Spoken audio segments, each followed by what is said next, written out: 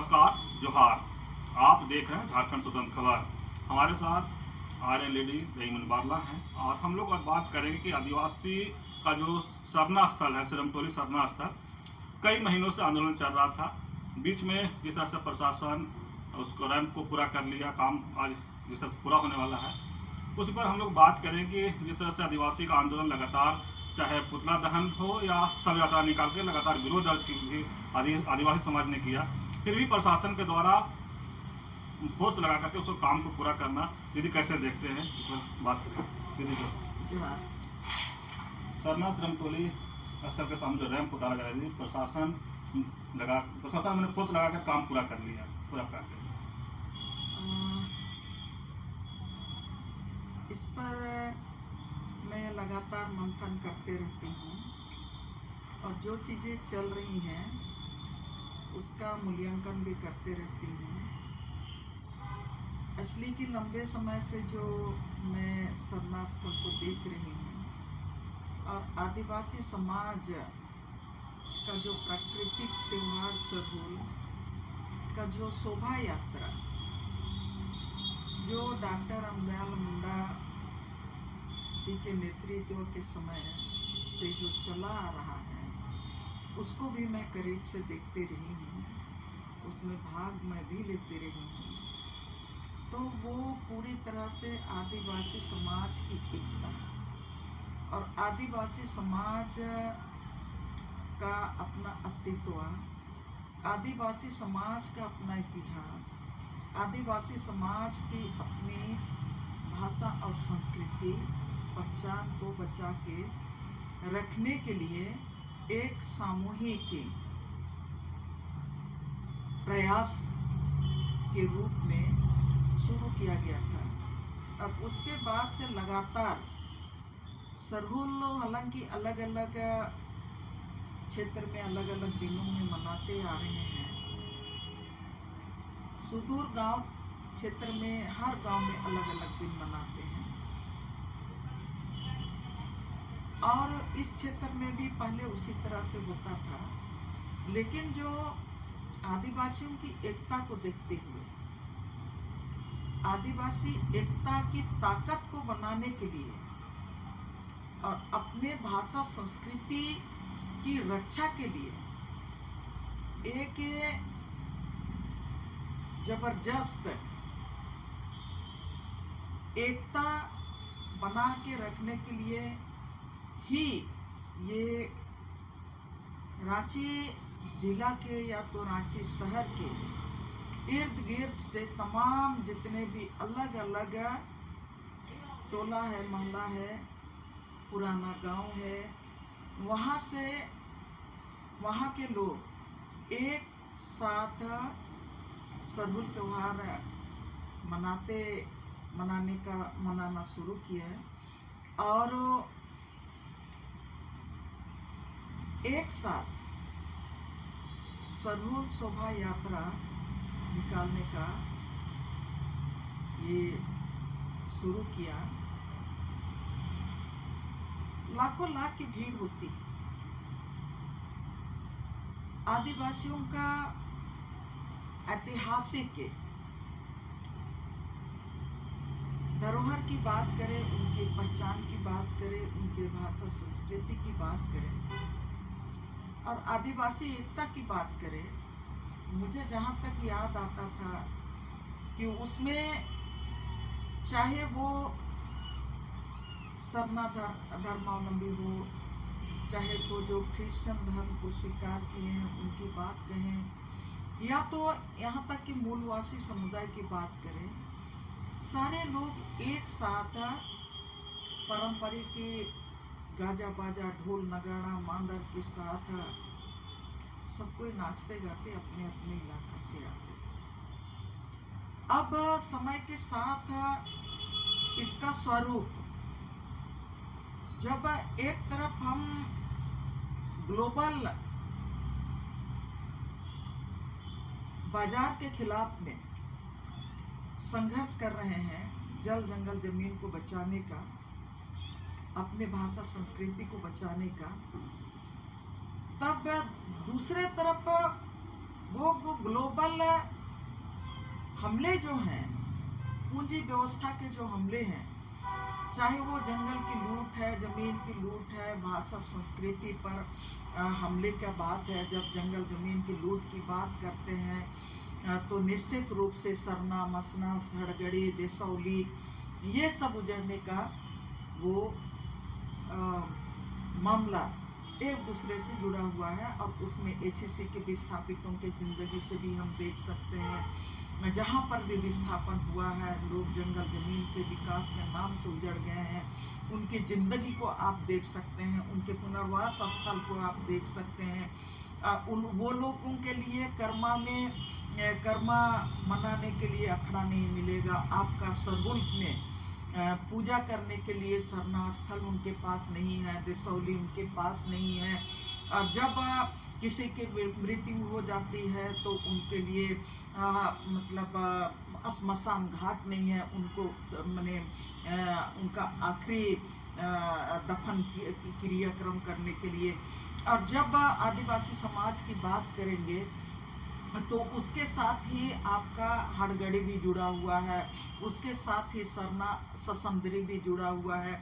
लेकिन वो तमाम जहां पर भी विस्थापित होते जा रहे हैं, वो तो विस्थापन ने सब चीज को निगल लिया, सब कुछ वहां पर खत्म हो गया। और जहां पर नया जगह में गए, वहां पर उनके लिए ना हड़गड़ी के लिए जगह है, ना तो श्मशान के लिए जगह है, ना तो अखड़ा के लिए जगह है, ना तो सरना तो हमारा पारंपरिक होता है, जंगल का एक हिस्सा होता है गांव का, जहां पर हम अपने मतलब जल जंगल जमीन के साथ जुड़ा हुआ जो पर्यावरणीय समाज है, कि हम बसंत ऋतु आने के समय जो सबसे बड़ा त्योहार हम मनाते हैं कि अब हम प्रकृति के साथ हम नए सिरे से इस साल हम जीवन जिएंगे।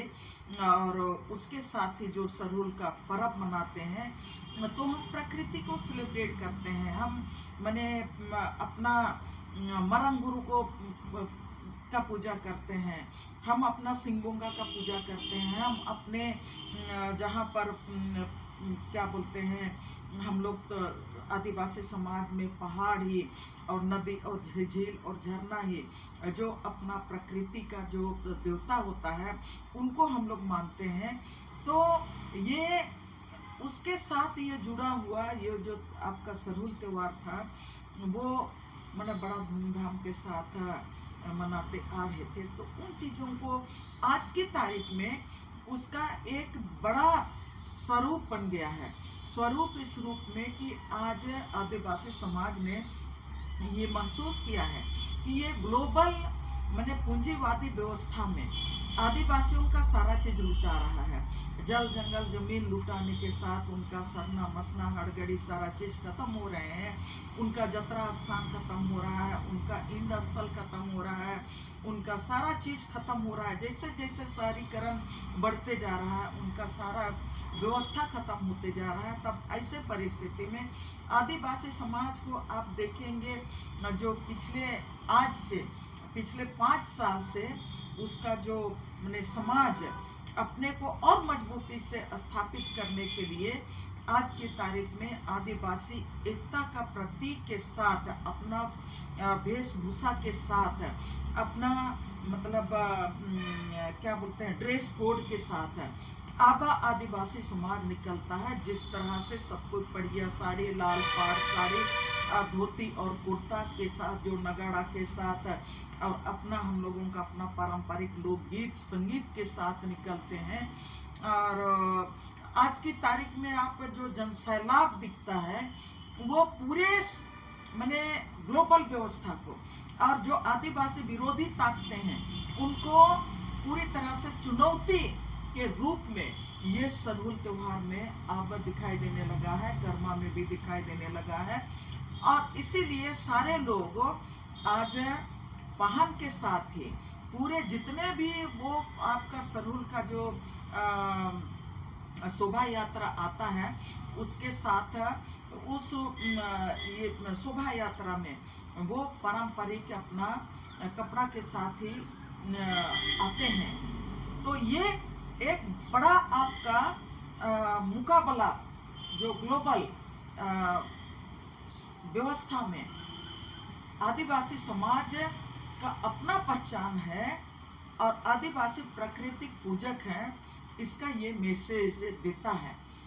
और इसके साथ ही आपने, लेकिन आज की तारीख में जो सवाल आपने किया कि जो सरना स्थल, सिरुमटोली का जो सरना स्थल में आज 3 महीना से रैंप के विरोध, फ्लाईओवर का जो रैंप उतरा है सरना स्थल में सामने में, उसका जो विरोध कर रहे थे, और अभी विरोध करने के बाद वो रैंप तैयार हो गया। इस पर मैं क्या सोच रही हूँ, आप ये सवाल किए, मैं इसीलिए इसको रखना चाहिए कि सरना का मतलब क्या था। और ये जो सरहुल में सरहुल में जो सरहुल महोत्सव मनाने के लिए जो सरहुल जो यात्रा, शोभा यात्रा में इतने सारे सभी आदिवासी एक साथ खड़ा होने का, एक साथ चलने का, एक साथ गीत गाने का मतलब वही था कि हम अपना इतिहास को बचाने के लिए, जल जंगल जमीन भाषा संस्कृति को बचाने के लिए एक हैं। लेकिन दुर्भाग्य की बात है कि जब सरना स्थल, सिरुमटोली सरना लेके जो सवाल उठ रहा था, जब यहाँ पर आपका सुंदरीकरण की बात आई और यहाँ पर 6 करोड़ से जो सुंदरीकरण की बात आई, तब भी हम लोग ये सरना स्थल चर्चा में था। तभी सरना स्थल चर्चा में था कि ये जो 6 करोड़ से जो सुंदरीकरण होगा, उससे सरना स्थल जितना छोटा है, जितना बड़ा स्पेस है, उसका क्या होगा। और ये जो सरहुल में जो इतना बड़ा शोभा यात्रा आता है, उसका क्या होगा। क्या उस सरहुल के शोभा यात्रा आएगी, उस समय ये जो जगह छोटा हो जाएगा सुंदरीकरण के दौर में, उस पर मतलब क्या सोचते हैं। बहुत सारे लोगों का बहुत सारा विचार आया, मेरा भी अपना विचार था और मैंने कई लोगों से बात भी किया, लेकिन उसमें बहुत सारे लोगों का ये कहना था कि नहीं, विकास का काम है, इसलिए इसको रहने दिया जाए। तमाम चीज हो गया और आज की तारीख में स्वाभाविक है कि जो जगह छोटा था, उस जगह में आप इतना बड़ा भवन भी बना लिए हैं। चलिए, अच्छा है कि आप सरना भवन के नाम पर इतना बड़ा जगह दे दिए, लेकिन सवाल है कि ये भवन किनके नियंत्रण में रहेगा और क्या यहाँ के आदिवासी समाज उसका उपयोग करेगा अपना इतिहास के रूप में, अपना भाषा संस्कृति को संरक्षित रखने के रूप में, या तो वहाँ पर जो भी व्यवस्था होगा वो क्या आदिवासी समाज के लिए समर्पित होगा, ये भी बड़ा सवाल है। और उसके साथ ही जब मुझको याद है, ये तो 2024 की बात है, 25 के आ गया, 2024 का जब सरहुल की बात हो रही थी, उस समय मैं आपके माध्यम से ये बात कहना चाहती हूँ कि 2023-24 में उस समय वो बनने का शुरुआती ये था, स्टेज था। उस समय लोगों में ये था कि नहीं, अब ये भी चला था कि इस बार सरहुल का जो शोभा यात्रा होगा वो सिरुमटोली नहीं आएगा। तब हमारे मन में आया कि हाँ, कल के दिन में आखिर क्यों लोग बोल रहे हैं कि नहीं, शोभा यात्रा इस बार आपका हरमू मैदान में होगा। ये भी चर्चा चल रहा था। तब हम आकलन लगा रहे थे, आखिर लोग क्यों ऐसा बोल रहे हैं। तब हम लोग, मुझसे जो भी पूछते थे, गांव में तरफ मैं जाती थी, मुझसे लोग पूछते थे, हाँ दीदी, इस बार सरहुल का शोभा यात्रा सिरुमटोली सरना स्थल में नहीं जाएगा क्या। हम बोले कि नहीं, निश्चित रूप से वहीं पर जाएगा, वहां नहीं जाएगा तो कहाँ जाएगा। तो लोग बोलते थे कि नहीं, बहुत लोग बोलते हैं कि हरमू मैदान में, हरमू इसमें होगा। तो बोले कि नहीं, ऐसा नहीं हो सकता है। ऐतिहासिक स्थल ये है, और जहाँ पर शोभा यात्रा शुरू किया गया था, जहाँ डॉक्टर रामदयाल मुंडा और उनके साथियों के द्वारा, तो आज वहीं पर होगा। लेकिन देखते देखते ये चीज़ें 2023 में भी 24 में भी ये बातें छठ के बाद में आई, छन के आई कि नहीं, इसलिए कि जो कमेटी बनती है ना सरोल त्योहार के पहले, तो कमेटी यहाँ पर बैठने लगी और कमेटी ने यह तय किया कि शोभा यात्रा यहीं आएगा। 2024 का मैं बोल रही हूँ, जो चीजें सामने आ रही थी, लेकिन उस समय वो कमेटी ने ये बात कहा कि नहीं शोभा यात्रा यहीं आएगा। तब हम लोगों में भी जो सस्पेंस था, हम लोग खुश हो गए कि हाँ शोभा यात्रा यहीं पर आएगी। देखते देखते आपका सारा चीज जो स्ट्रक्चर बनना था बन गया। बाद में ये भी आया कि यहाँ से फ्लाईओवर जब बनने वाला था, तब यहाँ पर सरना स्थल मैंने फ्लाईओवर के लिए जब जगह कम हो रहा है, तो उसके लिए फ्लाईओवर के लिए एलएनटी के साथ 7 लोगों ने बैठक भी किया था। और मुझको अच्छी तरह याद है सीओ भी यहाँ पर आया था। वहाँ पर पानी का व्यवस्था है गांव वालों के लिए। आपका सिरुमटोली में पानी का बहुत क्राइसिस था पहले, लेकिन वही सरना स्थल में डीप बोरिंग किया गया है और उसी डीप बोरिंग से पूरा मोहल्ला पानी लेता है। तो जब वो इसके लिए क्या बोलते हैं ये फ्लाईओवर के लिए जब जमीन लेने का बात था और सब कोई मिलके लोग बैठे थे, उस समय सीओ भी आया था। तो बाद में ये बात हुआ कि नहीं, गांव वालों ने कहा कि नहीं इस जगह को जो पानी है ना उस जगह को छोड़ दिया जाए, उसको शायद बुलडोज किया जा रहा था। तो फिर लोगों ने उसका विरोध किया, गांव वालों ने विरोध किया कि ये जल मीनार जो पानी का के लिए डीप बोरिंग है इसको छोड़ दिया जाए। तो उसको जगह को छोड़ दिया गया, जहां तक मुझको याद है उस जगह को छोड़ दिया गया। लेकिन उस समय बाकी जगह को वो सरना स्थल का बाकी कितना फीट जगह को वो आपका इसके लिए फ्लाईओवर के लिए दे दिया। ऑलरेडी कितना जमीन मतलब पहले ही ले लिया। लेकिन उस समय इधर से ही जा रहा है फ्लाईओवर, इधर से आ रहा है। मेरे लिए ये चिंता का विषय है, हमारे आदिवासी समाज के लिए मैं कहना चाह रही हूँ, ये चिंता का विषय है कि उस समय भी सारे बुद्धिजीवी, सारे आदिवासी नेतृत्व, सारे लोग आप जान रहे हैं कि ये फ्लाईओवर इधर से आ रही है और ऑलरेडी आपने जमीन दे दिया। उस समय आपको कड़ा विरोध करना चाहिए था। फ्लाईओवर के लिए जमीन दे रहे हैं तब भी आपको इनकार करना चाहिए था कि हमारा जमीन कम हो रहा है, इसलिए कि आपका धरोहर है। आपका धरोहर है तो आपको आपका धरोहर को बचाने के लिए, जहां आप मुझसे बात कर रहे हैं, मैं कोयलकारों की लड़ाई से मैं सीखी हूँ, जहां पर हम लोगों ने हजारों मैंने सरना स्थल को बचाने का काम किया है। और मैं उन लड़ाई को भी देखी हूँ, नेतरहाट फील्ड फायरिंग रेंज के खिलाफ भी लड़ाई को मैं देखी हूँ। लोग तमाम लड़ाइयों को बोलते हैं कि नहीं ये विकास विरोधी लोग हैं, लोग मैंने विकास नहीं चाहते हैं, इसलिए मैंने कोयलकारों परियोजना को नहीं बनने दिया। लेकिन हम लोगों को पता था कि हमारा सरना जाएगा, मसना जाएगा, हमारा हड़गड़ी जाएगा, हमारा देसौली जाएगा, हमारा ससंदरी जाएगा, और इसका कोई मुआवजा से नहीं पाट सकते हैं। हमारा जंगल का, जमीन का, हमारा नदी जल स्रोत का, हमारा इसका कोई मुआवजा से भरा नहीं जा सकता है। इसीलिए इतनी बड़ी बड़ी लड़ाई लोग लड़े जिसमें हम लोग भी शामिल हुए। तो मेरा ये कहना है कि मैं आदिवासी समाज से होके आदिवासी समाज के लिए मुझको चिंता लगता है कि उस समय भी आपको कड़ा विरोध करना चाहिए था। और उसके बाद जब जमीन दे दिए सरना का कितना फीट आपने फ्लाईओवर के लिए दे दिए, तब आपने क्यों मिल के ये फ्लाईओवर का डीपीआर कहाँ है? डीपीआर क्या कहता है?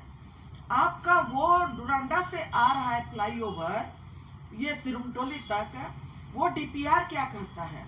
या तो आपका यहाँ पर बहु बाजार से कांटा टोली तक जा रहा है, वो डीपीआर क्या कहता है? ये हर किसी को, सरकार आपकी थी, सरकार के साथ आप उठते हैं बैठते हैं, चाहे वो विपक्ष की राजनीतिक पार्टियां हैं। राजनीति में कोई एक दूसरे के साथ 36 का आंकड़ा नहीं होता है, सब कोई आज हम इनके साथ हैं, कल हम उनके साथ हैं। सबको ये के सिक्के के दो पहलू होते हैं। चाहे आज जो सत्ता में है वो, चाहे कल सत्ता में था वो।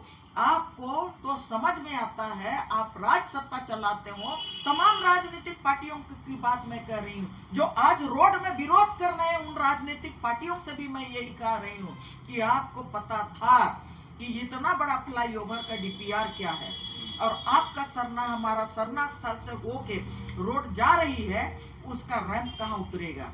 आप तो अनपढ़ नहीं थे। हमारे सिरुमटोली के बसिंदे कम पढ़े लिखे लोग हैं, चाहे हमारे और भी गांव के लोग हैं जो विशुद्ध रूप से मजदूरी करके जी रहे हैं। आज आदिवासियों का जमीन शहर में कहाँ बचा है? उनका गांव ही नहीं बचा है।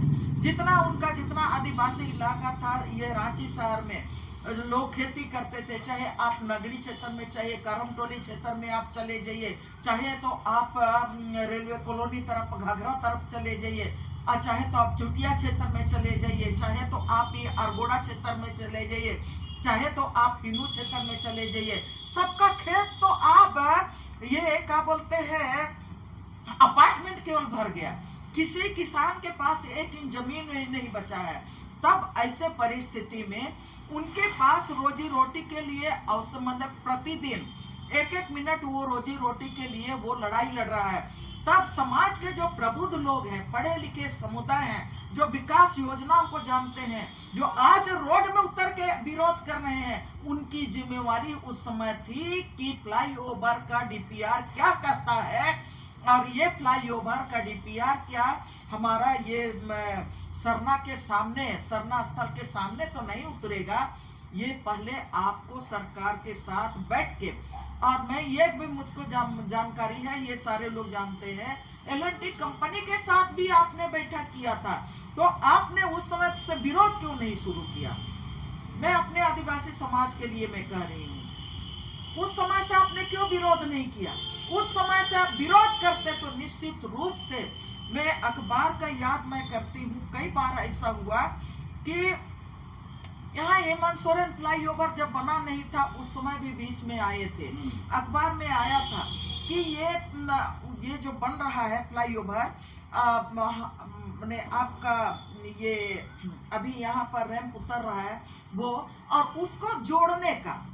और मैं आपको याद दिलाना चाहती हूँ कि बाद में फिर अखबार में आया कि उसके लिए मैंने नया डीपीआर तैयार हो रहा है, इसलिए ये फ्लाईओवर मैंने जल्दी से पूरा नहीं हो रहा है। ये भी मैंने अखबार में लोग बोल रहे थे।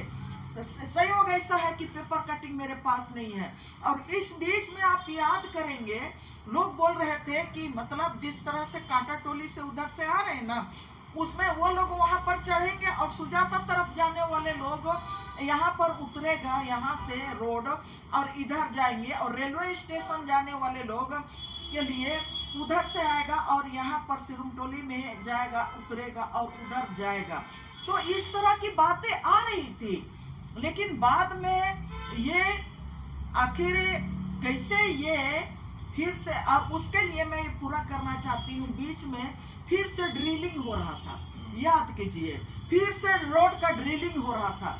और ये भी लोग कह रहे थे कि एक बार हम लोग जमीन दिए, अब दोबारा सरकार जमीन मांग रही है। पहले तो हम लोग फ्लाईओवर के लिए जमीन दिए, अब हम लोग दोबारा जमीन नहीं देंगे। लोग इसका भी विरोध कर रहे थे, मुझको अच्छी तरह याद है। और मेरे पास कई बार लोग बने, ये जो जमीन मालिक लोग यहाँ पर जितने भी लोग हैं ना, वो लोग आ रहे थे और बोल रहे थे कि नहीं, सो हम लोग जमीन नहीं देना चाहते हैं। सो हम लोगों को कोई कहता था ग्राम सभा क्या होता है, जो कभी तो नौकरी में रहे हैं वो ग्राम सभा किया नहीं है, तो लोग सुना है कि ग्राम सभा की इजाजत के बिना वो जमीन नहीं लिया जा सकता। मेरे साथ आके लोग जो अभी जमीन बचा रहे थे, वो लोग मुझसे ये भी पूछ रहे थे, तो मैं बोल रही थी ग्राम सभा तो आप लोगों का कहाँ है? आप लोगों का ग्राम सभा मजबूत है तब ना आप लोग डिसीजन लीजिएगा। एक आदमी जमीन देना चाहते हैं, दूसरा आदमी बचाना चाहते हैं, तो जमीन कैसे बचेगा? ये तमाम चीजों को भी देखे। और इसमें मैं हैरान हूँ कि यहाँ पर जो दोबारा जमीन लिया जाएगा बोल के जब बोल रहे थे, तो इसमें जो जमीन नहीं देना चाह रहे थे, ये लोग भी मैंने ये क्या किए कि नहीं, अगर मैंने यहाँ पर फिर से इसको आगे रैंप को यहाँ पर नहीं उतारेगा और आगे इसको जोड़ने का काम करेगा तो हमारा जमीन बच जाएगा, हमारा जमीन बच जाएगा, हमारा जमीन चला जाएगा, हमारा जमीन चला जाएगा। तो ये हमारा जमीन चला जाएगा, जो अपना जमीन, अपना घर और बारी बचाने वाले थे, वो लोग भी मैंने ये जो सरना बचाओ ये जो शुरू हुआ तो उसमें सारे लोग मिल गए। और मैं पूछती थी कि भाई कैसे चल रहा है आपको लोगों का आंदोलन, तो लोग बोले कि हम लोग अगर पक्का बोल देंगे कि जमीन नहीं देंगे, मैंने सेकंड जो अभी जमीन ले रहा है उसके लिए, तो हम लोग, कुछ लोग हैं तो हम लोग लड़ाई नहीं लड़ पाएंगे, इसलिए हम लोग तभी बच पाएंगे जब सरना के नाम से, सरना बचाने के नाम पे जो लोग खड़े हैं उनके साथ हम लोग खड़ा होंगे, तभी हम लोग बच सकते हैं। आज तो दोनों काम हो गया, दोनों काम हो गया। जो लोग जमीन नहीं देना चाह रहे थे, जो अखबारों में आ रही थी कि नहीं ये जमीन को जोड़ने के लिए, मैंने ये फ्लाईओवर को जोड़ने के लिए और जमीन लेगा, उन लोग का जमीन बच गया, किसका पेट्रोल पंप बच गया, किसका कुछ बच गया, किसका आपका ये जो गैरेज बच गया, किसका कुछ और बच गया। अब ये जो सरना के नाम पर बचाने के लिए जो लोग आए थे और बाकी लोगों का सारा चीज बच गया और सरना स्थल तो नहीं बच पाया। लेकिन तो निधि, जिस तरह से आंदोलन के लोग कह रहे हैं कि बीजेपी की प्रोजेक्ट आंदोलन है, उस पर आप देखिए, ये तो सारे लोग, मैंने शुरुआती दिन में मैं इस बात को कई बार कई साथियों से भी मैंने बातचीत में मैं बोली, कोई भी आंदोलन, जमीन बचाने का आंदोलन, जंगल बचाने का आंदोलन, मैंने नेतरहाट का आंदोलन का नाम लिया, मैंने कोयलकारों का लिया, हम लोगों ने मित्तल के खिलाफ लड़ाई लड़े, जिंदल के खिलाफ लड़े, भीषण के खिलाफ लड़े, सब लड़ाई लड़े, लेकिन हम लोग आदिवासी एकता के नाम पर लड़े और धर्म से ऊपर उठ के हम लोग लड़ाई लड़े और राजनीति से ऊपर लड़ाई उठ के हम लोग लड़ाई लड़े। यहाँ शुरू में जो लोग आ रहे थे वो आस्था की लड़ाई, सरना स्थल को बचाने की लड़ाई के लिए जो चीजें दिख रहा था, वो दिखाई दे रहा था कि हाँ, आस्था की को बचाने की लड़ाई यहाँ पर लोग लड़ रहे हैं, आवाज उठा रहे हैं। तब हमने भी कहा कि नहीं, अच्छा कर रहे हैं, देर से ही सवेरे ही, लेकिन ये लोग आवाज उठा रहे हैं। लेकिन बाद में जब आगे बढ़ा लड़ाई तो आप उसमें देखेंगे, तो उसमें जब पूरी तरह से हर राजनीतिक पार्टी को बचाने की लड़ाई होते, मैंने धर्म को बचाने के लिए आगे आना चाहिए, आदिवासियों को बचाने के लिए आगे आना चाहिए। तो आपने जो सवाल किया कि भारतीय जनता पार्टी इसमें इन किया है, लोग कहते हैं, वो तो दिखाई दे रहा है, वो मैदान में दिखाई दे रहे हैं, वही रोड में दिखाई दे रहे हैं, वही हेमंत सोरेन का पुतला फूकने में भी दिखाई दे रहे हैं, वही सब कुछ में दिखाई दे रहे हैं, वही अभी बोल रहे हैं रैंप पे तो हेमंत सोरेन ने मतलब यहाँ उतार दिया। यहाँ तो मैं देख रही हूँ कुछ चिट भी आपका, पट भी आपका, आदिवासी सिर्फ हम इस्तेमाल होते हैं। यहाँ भी मुझको वही लग रहा है कि आप सरकार में हो, जिम्मेदारी आपकी बनती थी, आप विपक्ष में हो, कोई भी राजनीतिक पार्टी, अगर हेमंत सोरेन अबुआ सरकार यहाँ पर बना रहा है तो विपक्ष की राजनीतिक पार्टियों को ये समझ में आना चाहिए था डीपीआर कहाँ है, उसको देखना चाहिए और आदिवासियों को पहले ही अलर्ट करना चाहिए था, देखिए इससे खतरा है, उससे खतरा है। अगर आप ये काम पहले ही कर लेते तो आज जो इल्जाम लग रहा है कि इसमें भारतीय जनता पार्टी अपनी राजनीति कर रही है, तो ये सवाल नहीं उठता। लेकिन अब रैंप बन गया और रैंप बन गया, तैयार हो गया, 95% आपने बना लिया, उसके बाद आप बोल रहे हैं कि नहीं ये गलत हो रहा है। तब मैं ये कहना चाहूंगी कि हम लोग तो पूरे आंदोलन को, पूरे जिंदगी भर आंदोलन किए हैं कि मैं मित्तल कंपनी के खिलाफ मैं लड़ाई लड़ी। मैं तमाम आंदोलनकारियों को मैं ये बात बोलना चाहती हूँ, मित्तल कंपनी के खिलाफ लड़ाई लड़े, हमने पहला डीपीआर निकाला, हम लोगों ने जो भी लड़ाई लड़ा, यहाँ आपका नगरी में भी जब जमीन बचाने का लड़ाई लड़ा, हमने पूरा दस्तावेज निकाला और गांव वालों को पूरा दस्तावेज दस्तावेज के साथ हम जहां पर भी लड़ाई लड़े हैं, पूरा दस्तावेज के साथ, सरकारी दस्तावेज के साथ कि विकास का ये आपका डीपीआर क्या है और इस योजना से क्या होने जा रहा है, कितना डैम में पानी जाएगा, कितना गांव इससे इफेक्ट होगा, कितना जंगल जाएगा, कितना क्या होगा, पूरा स्टडी करने के बाद गांव वालों को समझाने का काम करते हैं।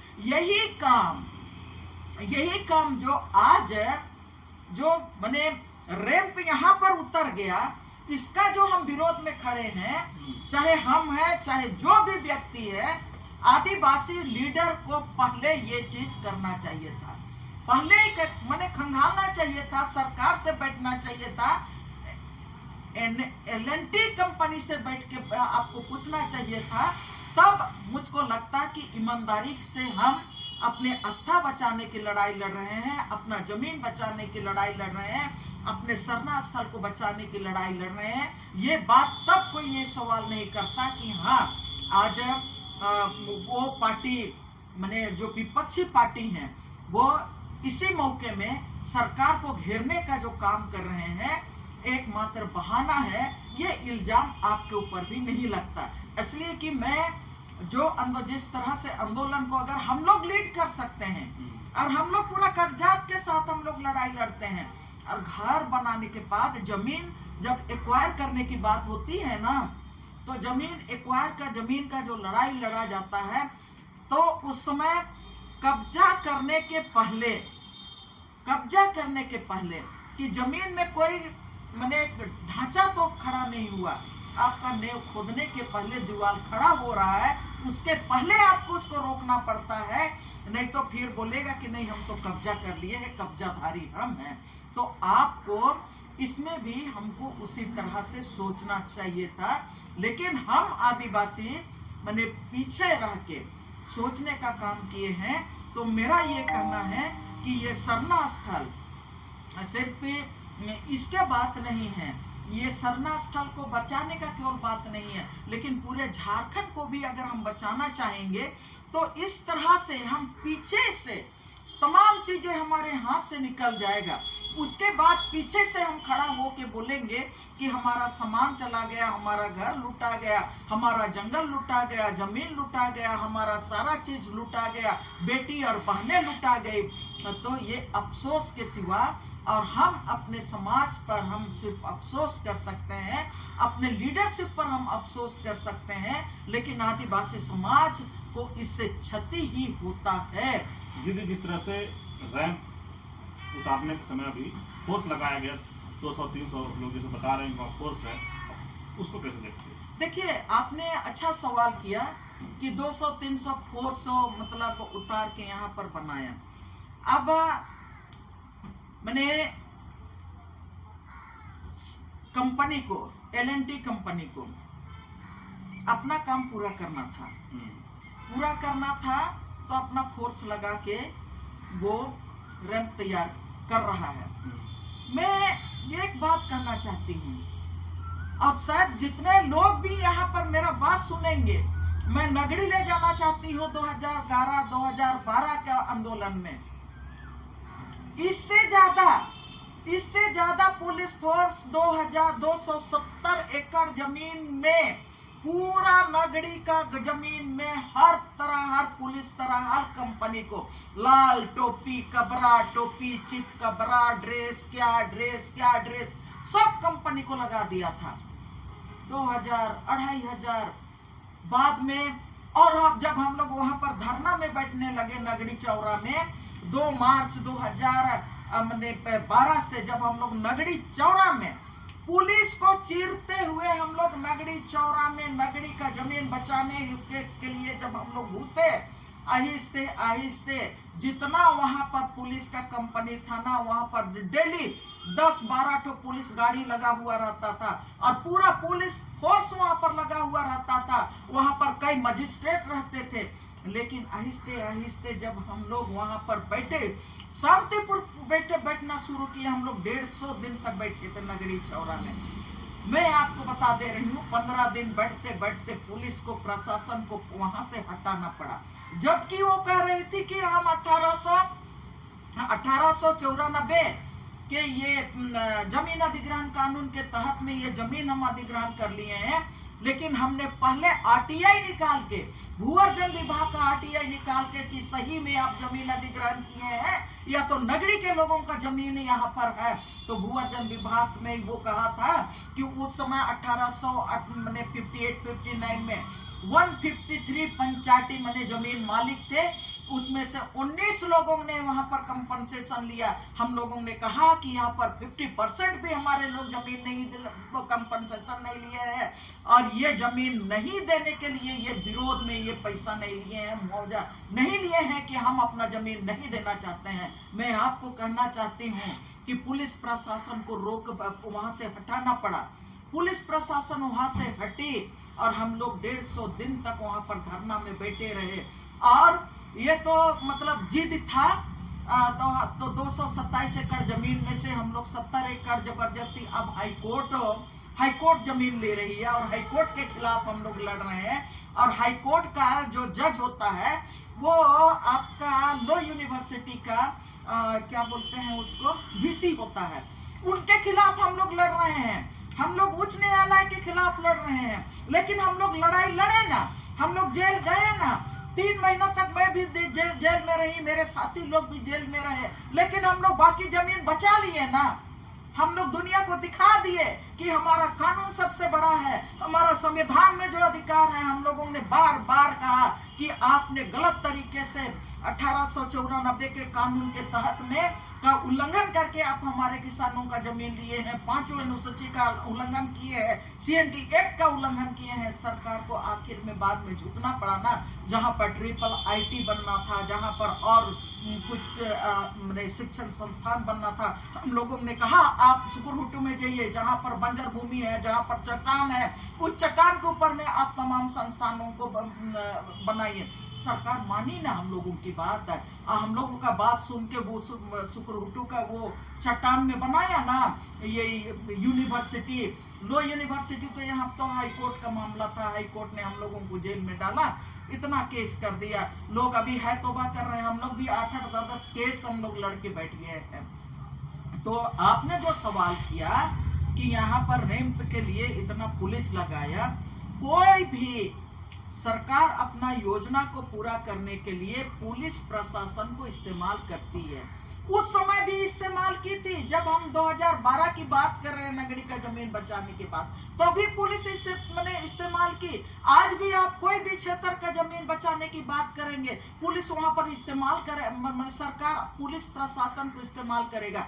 अभी तो मैं आपको ये बताने जा रही हूँ कि खूंटी में जब रघुवर दास ने जिस तरह से पत्थलगड़ी लोग कर रहे थे, और पत्थलगड़ी करने वालों को जिस तरह से उनको गलत मिसगाइड कर लिया उन्हीं के लोगों ने, और उनको कहा बाद में उसी बहाने वहां पर आपका खूंटी में केवल पुल ये थे, आपका पुल क्या बोलते हैं CRPF के लोग थे, पुलिस कैंप था। आप मरंगहदा में भी बैठाए, कोचांग में भी बैठाए, सब जगह आपने बैठाए। ये आप किनकी बात कर रहे हैं? आप हेमंत सरकार की बात कर रहे हैं। तो रघुवर सरकार ने तो पूरा खूंटी को पत्थलगड़ी के नाम से जो आंदोलन चला था उसको खरीदने का काम किया, इसलिए कि सोना खदान वहां पर है। और सोना खदान आज नहीं कल जो रघुवर सरकार ने एनओसी दिया है रूंगटा को लेके, वो तमाम चीज को चलाने के लिए वहां पर पुलिस प्रशासन परमानेंट भारतीय जनता पार्टी ने बैठा के रखा।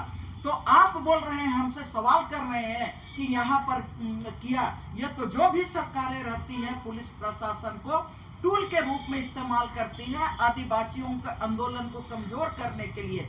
तो यहाँ पर इनको रैंप बना के पूरा करना था। बाकी मैंने आपका खूंटी क्षेत्र में रघुवर सरकार को अपने मित्रों के लिए सोना खदान को देना था, और उसके लिए मैंने तैयारी करना था कि मैंने कंपनी यहाँ से जमीन यहाँ आदिवासी इलाके से सोना निकाले, खदान चलाए। आपने परमानेंट वहां पर पुलिस प्रशासन बैठा दिया, कैंप बैठा दिया। तो ये तो मैंने जब भी इस जमीन बचाने का बात होता है हमारे ऊपर तो मतलब कई लड़ाई, दर्जनों लड़ाई हमने लड़ ली है। हमेशा पुलिस कहती थी कि नहीं आप विकास विरोधी हैं, लेकिन जनता जानती है। आज वही लोग कहते हैं नहीं दीदी आपका लड़ाई जज लड़ाई है। लेकिन जब आप मैं ये बात कहना चाह रही हूँ, नगरी का उदाहरण मैंने दिया, एकता की बात मैंने कही। एकता और आपके साथ अधिकार, आप अपने अधिकार के साथ लड़ाई लड़ रहे हैं, अपने अधिकार को सामने रख के, और मैंने पहले ही कहा ईमानदारी से अगर आदिवासियों को बचाने की आप लड़ाई लड़ेंगे, जब हम लोग पूरा झारखंड को बचाने की लड़ाई जहां पर भी गए हैं, हर लड़ाई आज तक जीते हैं, हर लड़ाई हम लोगों ने जीता है, तब आदिवासी समाज अगर एक साथ आ जाएगा, पूरा कमिटमेंट के साथ आदिवासियों को बचाने के लिए, उनके भाषा और संस्कृति को बचाने के लिए हर लड़ाई आदिवासी जीतेगा। लेकिन कितना गुट में लोग बटे हुए हैं, कितने गुट में लोग बटे हुए हैं। मैं उन्हीं लोगों से सवाल करना चाहती हूं कि कितने गुट में हम बटे हुए हैं। ये भी हमको और आपको स्वीकार करना पड़ेगा। जब हम आदिवासी इसी तरह से हम गुट में लोगों के इशारे पर हम बटे रहेंगे, तब ये हम अपने समाज को बचा नहीं पाएंगे। जो मुझको लगता है, मैं खरा बात करती हूँ, हो सकता है इसमें बहुत सारे लोगों को मैंने दिक्कत होगा, लेकिन अगर आप हमारी बात को सुनेंगे, समझेंगे, 2 बात मुझको गाली दे लेंगे, 4 बार मुझको गाली दे लेंगे, लेकिन मुझको खुशी इस बात की होगी कि अगले बार का लड़ाई के लिए, झारखंड के लिए, अभी तो हजारों सरना मसना जाने वाले हैं। जो रघुवर दास ने लैंड बैंक बना के रखा है ना, लैंड बैंक में आपने हजारों मतलब सरना, ससंदरी, हड़गड़ी, देसौली और ये जो नदी नालों को आपने लैंड बैंक में डाल दिया, और उसको जिसको आप ऑनलाइन चाह रहे हैं, आप बेचने का काम कर रहे हैं, तो ये इस पर कौन बात करेगा, इस पर कौन चिंतन करेगा? क्या हम इस तरह से बिखरे रहेंगे, गुटों में बटे रहेंगे, और जिस तरह से हम अपने वजूद के लिए एक साथ नहीं आएंगे, तो क्या हम वो लड़ाई जीत पाएंगे? मैं आप ही लोगों से, जो हमारे आपके दर्शक हैं, आपके जो श्रोता हैं, उन्हीं से मैं ये सवाल करना चाहती हूँ। तो ये जो लड़ाई है आज निश्चित रूप से हम जो देख रहे हैं कि आदिवासी समाज एक तरफ से हम जितनों भी गाली दे लें मैंने सरकार को, लेकिन उसके पीछे हमको भी अपने को देखना चाहिए, अपना एकता को देखना चाहिए। हम कब इकट्ठे हुए हैं, कब हम एक साथ चले हुए हैं, कब हम एक साथ मिलके, एक साथ बैठ के हम लड़ाई का भी जो ये क्या कहेंगे रणनीति बना पाए हैं, किस तरह से सरकार को हम एक साथ मिलके सरकार पर दबाव बना पाएंगे। क्या हम इस पर एक साथ सब आदिवासी मिलके बैठ के हम लोग लड़ने का कोशिश किए या नहीं किए, इस पर भी हम लोगों को सोचने की जरूरत है, इससे सीखने की जरूरत है, ताकि अभी हम अपना ऐतिहासिक सरना स्थल से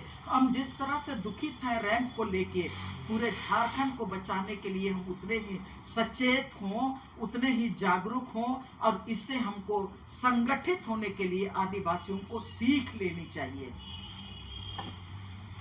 चलिए, अभी आप सुन रहे थे आर्यन ली डेनबारला की बात, जिस तरह से सिरमटोली सरना स्थल के लेकर के भी खुलासा किया और उस आंदोलन के लेकर भी बड़ा खुलासा किया। लेकिन दीदी एक बात कहे कि जो आदिवासी समाज कई गुटों में जो बटे हैं, वो उनसे भी सवाल पूछ रहे हैं कि क्या कई गुटों में बटने से आंदोलन जीत पाएंगे, या जिस तरह से कह रहे हैं कि नगरी के आंदोलन की जब बात की कि नगरी आंदोलन जब करने गए थे दीदी, उस समय भी फोर्स पुलिस मैंने वहाँ भी पूरा भर दिया गया था, छावनी में तब्दील कर दिया गया था। उसी तरह से यहाँ भी जो रैंप जब सरकार को बनाना था तो पुलिस को उपयोग किया और अपना काम को पूरा कर रहा है। लेकिन दीदी कह रहे हैं जब तक आदिवासी समाज गुटों में बटे रहेंगे, तब तक पुलिस प्रशासन या सरकार जो भी होगा वो इस तरह से अपना काम करके अपना काम निकालेगा। लेकिन जिस तरह से कहे कि जो भी आंदोलन दीदी किए और जीते, उसके लिए पहले से रणनीति तैयार किए और तब जाकर के आंदोलन जीते हैं, और जीते अभी तक रहे हैं कई आंदोलन। लेकिन जो यहाँ का जो आंदोलन में स्पष्ट कर रहे हैं कि जो पहले से डीपीआर बना होगा या एलटीए जो कंपनियों के साथ लोग बैठक किए थे, तो उस समय भी इन लोगों को पूरा जायजा ले लेना था कि क्या डीपीआर में बना है, क्या डीपीआर है। और जिस तरह से अगर उस समय लगता कि हाँ सरना की जमीन कंपनी ले रही है, तो उस समय ही विरोध करते तो ज़्यादा अच्छा होता। अब जब पूर्णतः मैंने बन गया था, तो रैंप उतरने वाला था, तो लोग जब विरोध किए तो कहीं ना कहीं सरकार उसको ये करके और अपना फोर्स या पुलिस लगा करके अपना काम पूरा कर रहा है। तो इस तरह खबर को देखने के लिए आप झारखंड स्वतंत्र खबर जुड़े रहिए। जोहार, नमस्कार।